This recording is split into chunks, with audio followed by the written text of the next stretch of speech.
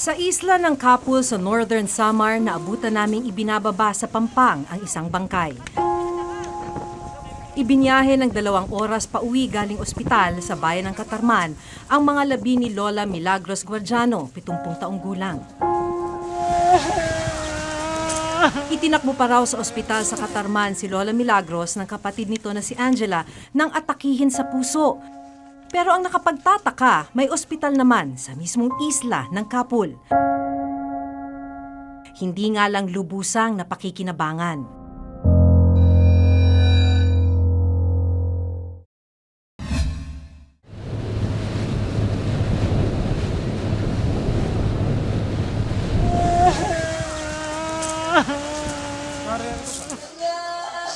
Pagdating sa bahay, lalong bumuhos ang emosyon ng mga kaanak ni Lola Milagros.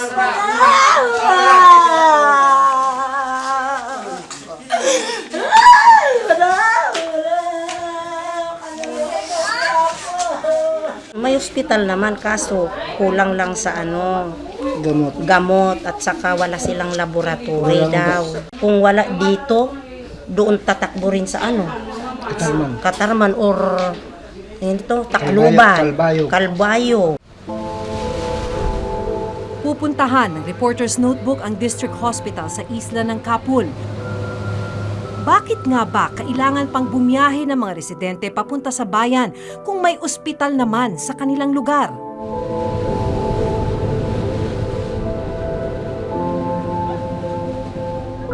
Malapit na tayo sa Kapul Island. Halos 1 oras yung biyahe mula Port Allen sa Northern Samar. Medyo malayo ang biyahe mula sa mga islang ito hanggang makarating sila ng mainland. Pero kahit na sila na yung pinaka-nangangailangan ng serbisyong medikal, lalo na ang layo ng biyahe para makarating sa ospital sa mainland, dito pa makikita yung mga proyekto na pang-serbisyong medikal na hindi natapos. Tulad halimbawa ng renovation ng District Hospital na hindi natapos or inabandona, pati na mga barangay health station.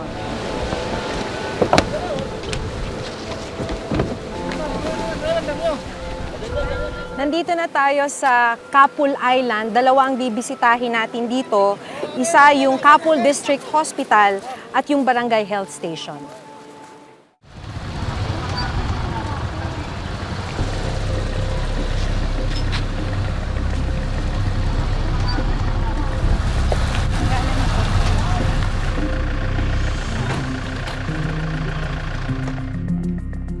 Pagdating sa Kapul District Hospital, ito ang bubungad. Wasak ang pader, hindi tapos, at inabandona ang ilang bahagi ng pagamutan. Dati raw napakaganda at napakalinis ng bahaging ito ng ospital. Pero ganito na ang itsura. Ito na yung kanilang operating room. Ganito iniwan ng construction company na gumawa nito. Maliban dito sa operating room, ito yung pinakamahalaga para sa mga residente dito sa Kapul Island, lalo na dun sa mga malapit ng manganak. Dahil ito yung dati na nagagamit na delivery room at labor room. Dati nagagamit ito nung mga maselan ang pagbubuntis, kahit na yung mga walang pera, pero ganito iniwan.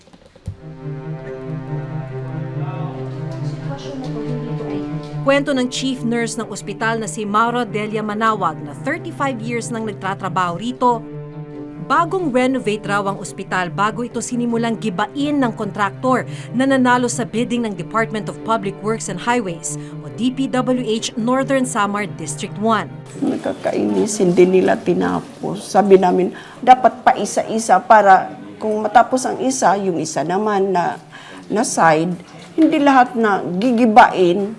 Tapos hindi naman ginawa. Sama ng loob mo, ma'am, sa nangyari? Lahat kami masamang loob. Bakit ganito na?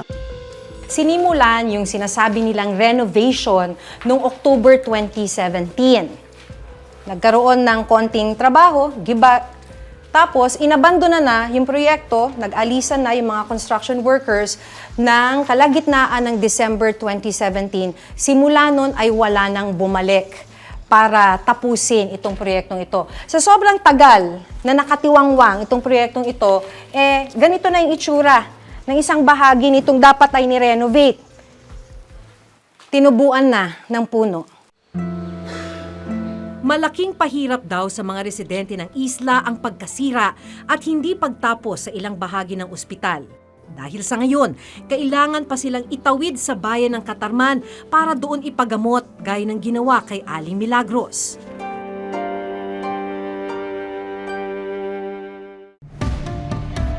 Sa dokumentong ito na nakuha ng reporter's notebook mula sa DPWH Northern Samar District 1, taong 2017 nang maglaan ng 3,098,000 pesos para sa renovation ng Kapul District Hospital.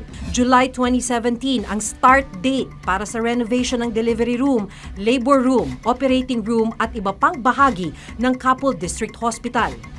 Ang target completion date nito ay October 2017. Base sa dokumentong inilabas ng DPWH Northern Samar District 1 noong March 2018, 100% completed na raw ang renovation ng Kapul District Hospital.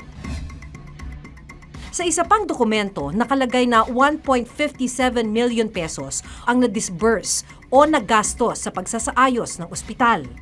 Gumastos sila sa paggiba. Kasi ito lang naman makikita nyo ito.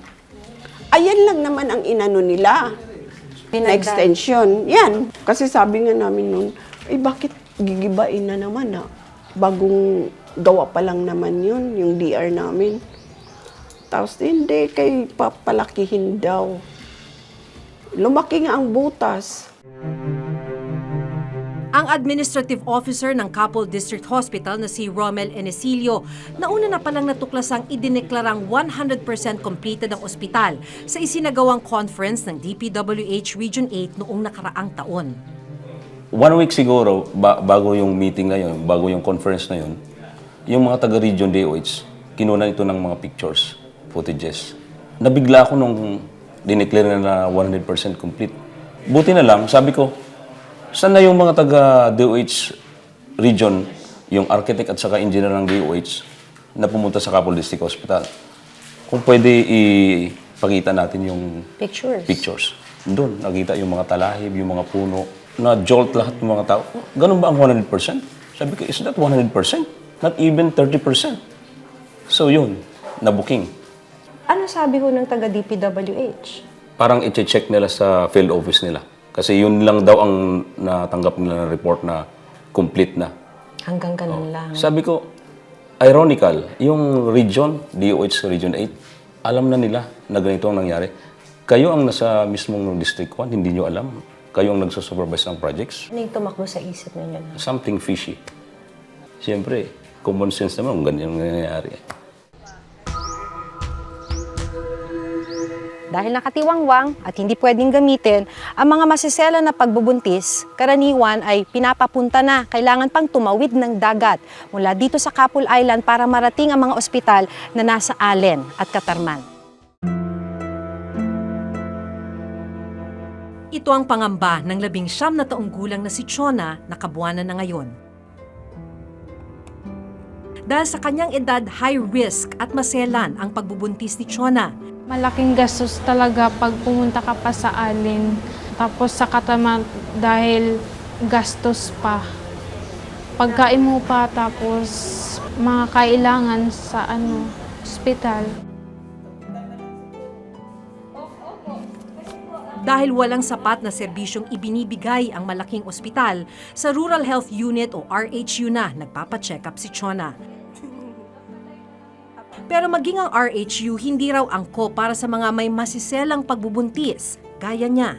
Supposedly, pag mga ganyan is hindi po siya dapat sa RHU setting because limitado po lang talaga kami. We just accept yung mga normal lang po talaga. Pag ganito po, mas prefer po namin is nasa hospital setting po siya because pag mga ganitong high risk, there are prone more on complications. So kung anything po na mangyayari, at least nasa hospital setting. Especially for this na sa amin na island po kami and hindi po nakukan po yung sa district hospital. So, ang nangyayari po is tinatawid pa namin yung mga patients namin papunta po doon sa Allen. Ang labor at delivery room sa Kapul District Hospital na inaasahan ni Chona at ng iba pang buntis sa isla ngayon nakatenga at hindi na pakikinabangan. Ngayon pa lang nag-iipon na si Chona ng panggastos nila sa kanyang panganganak.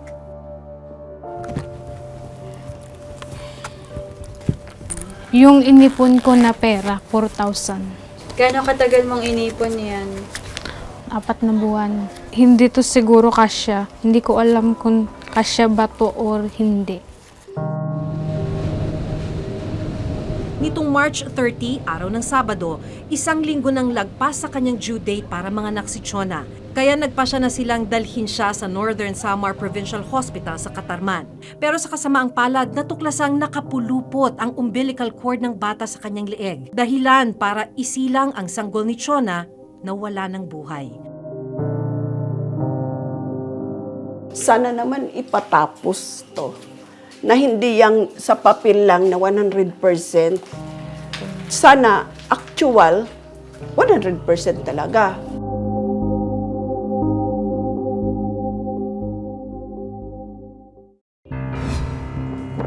Pero hindi lang ang district hospital dito sa isla ng Kapul ang natuklasan naming nakatenga at hindi tapos. Dahil maging ang barangay health station na ito sa barangay Agin sa loob rin ng isla ng Kapul, iniwan ding hindi tapos.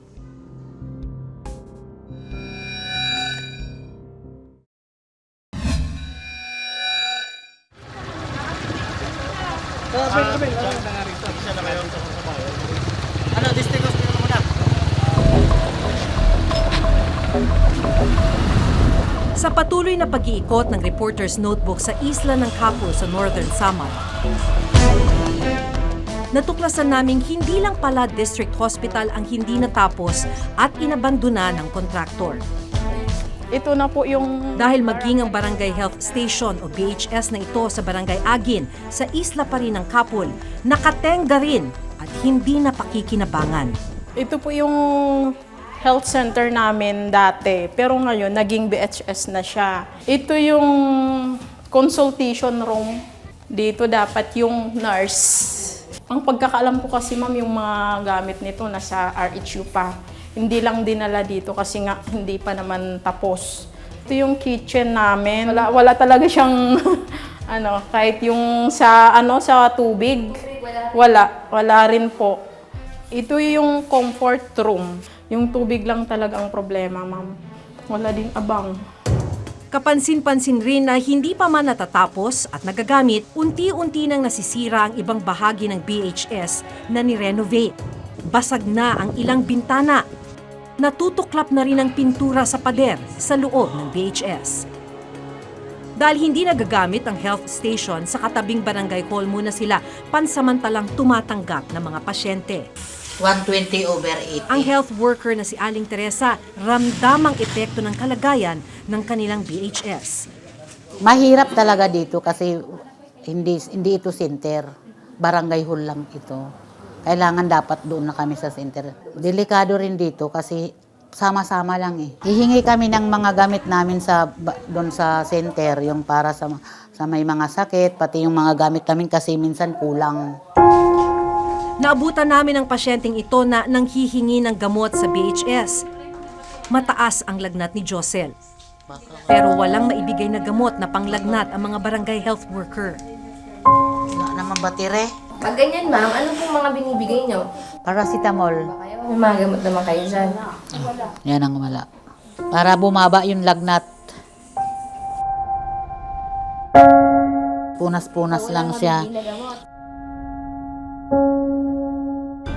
Sa physical status report na nakuha ng Reporter's Notebook mula sa DPWH Northern Samar District 1, nakasaad na 100% completed na raw ang renovation ng BHS. Naglaan ng 929,000 pesos para sa renovation ng Barangay Health Station. Kwento ng kagawad ng barangay, minsan na silang pinapirma ng DPWH para sa turnover ng BHS, pero tumanggi sila. Kasi kulang pa po yung mga Hindi pa siya actually natatapos talaga. Kahit sino po yung tumitingin dito, hindi pa siya 100%. Nagpaperma na yung foreman dito sa kapitan, kaya lang ayaw namin. Kasi wala pa nga po talagang improvement, ganito pa rin. Ipinakita namin sa isang structural engineer ang dalawang pasilidad na aming binisita na parehong idineklarang 100% ang renovation. Hindi ko masasabi ng eksakto, no? But definitely, wala pa sa kalahati yan eh. Dahil sa nakita natin, nag-iba pa nga lang ibang mga dingding, no? Hindi pa nga siya nare-reconstruct. Of course, hindi mo pipintahan dahil wala pa nga tayong makitang mga dingding, no? Definitely, it should be below 50%. Dapat sa lalong madaling paraan, maparebid ka agad yung project para may award naman sa tamang kontraktor na magpapatuloy ng proyekto. Lalo na't essential facilities ang pinag-uusapan natin, no? Buhay ng mga tao na nakasalalay na dapat tapusin ka agad sa lalong madaling panahon. Tinungo namin ang opisina ng DPWH Northern Samar District 1 para itanong kung anong dahilan sa pagkakatenga ng mga proyektong aming binisita at bakit idineklara na itong tapos. Nakapanayam namin ang bagong district engineer. Nilinaw niya, ang pinalitan niyang district engineer ang humawak ng mga proyekto. So dito sa documents, physical status report as of March 2018, ang Kapul District Hospital ay nireport po na 100% completed. Sa inyo, 100% completed yun? Dito sa aming evaluation, ang report, ang actual accomplishment lang niya is 60.8%. And to tell you, hindi ito construction, rehabilitation. Nakatenga dahil abandon na nga siya. So, to tell you, ang project ito for termination din. Ang actual accomplishment nga niya is 60.8. Ang actual disbursement is 1,573,477.5, equivalent only to 50.78%, which is lesser than 60.8%, and that is subject for evaluation. Based from the record, yung mga previous administration yun. Sino po yun? Hindi ako pwede magbanggit ng pangalan, pero pag sinabing previous, di yung mga pinaltan ko yun. Ang report po sa inyo, this is how many percent completed, sir? 60.8%. But yung picture na yun, sir, did it look like a 60% completed? Winasak yung pader, naglagay ng mga pader na halos nakapatong na pader na ganun. Yung kabila, sir, na dating operating room, talagang hindi pa rin mapakinabangan. Anyway, may mga action tayo dyan. Terminate natin, yun kung ano yung in-explain ko sa iyo, yun ang gagawin namin. And we will try our best na hindi ma-defeat ang interest ng government yan. Barangay Health Station, sir, 1.2 million, 100%. Kaso, sir, iba na yung hawak mo eh. Kung 100 dito sa'yo, hindi na eh. Ito. Nung nagpa-re-evaluate ka, sir. Evaluate ito. Kasi baka mali nga ito. Nalaman namin na inilipat na sa ibang region ang dating district engineer na si Engineer Ruel Umali na siyang nagpatupad ng proyekto sa Kapul District Hospital at Barangay Health Station sa isla. Sinubukan namin siyang kunan ng pahayag pero tumanggi siya. Ayon sa dokumento ng DPWH, ang MLU Construction ang contractor ng renovation projects sa Kapul District Hospital at Aguin DHS. Sinubukan namin silang kunan ng pahayag sa pamamagitan ng pagpapadala ng mga sulat at mga tawag sa telepono. Pero hanggang ngayon, hindi pa rin sila sumasagot. We're closely monitoring ito pong Northern Samar. Ongoing po yung investigation po dyan. All the projects are in the process of termination. Yung iba po terminated na. Pero we will impose yung sanction mechanism natin either to blacklist the project or to suspend them. Pag blacklist po, 1 year po silang hindi pwedeng makakuha ng kontrata sa DPWH. Kailan po magkakaroon ng liwanag ang buhay ng mga taga-Kapul? Malapit-lapit na yan. Medyo may mga solusyon na kaming nagawa. At meron na nga kaming na-blacklisted na 4.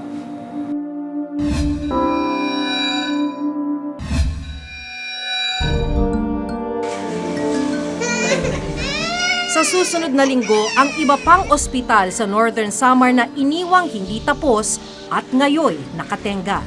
Sa dressing room, vaccination o kaya pagpapabakuna, pag-check-up, pagkuha ng vital signs.